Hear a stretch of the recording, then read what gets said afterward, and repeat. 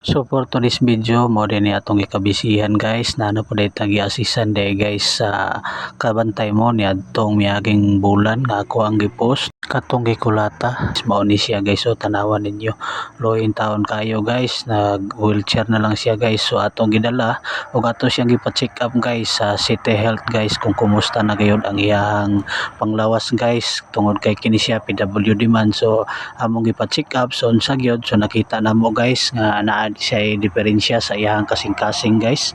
So nag-enlarge ang iyang kasing-kasing. So mo to guys naka-desisyon nga siya ipa-admit sa maong hospitality. So sa wala pa mi nakaadto sa hospital guys, so niya mi diri guys nagpa-x-ray mi guys. So nakita sa iyang x-ray guys na ay nakita nga bala sa iyang likod sukad sa iyang pagkabatanon guys 20 pa kapin.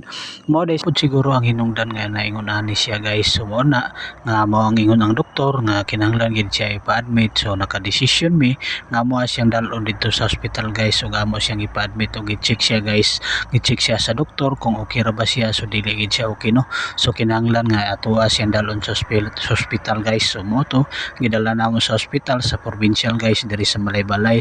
So mo to guys nga nakinahanglan gining taon siya og tabang guys. So kung nainyohan niya guys, hangyo lang unta mi aron lang makatabang tani niya. So mao lang to guys, daghang salamat og salamat kayo. Palihog na lang gipon ko og share ninyo ani nga mga video guys aron daghan pod makakita ani. Ug magapasalamat kami sa maka-share kaninyo bisan ingon ana lang makatabang og ginagmay. Thank you for watching guys. Salamat. Bye bye.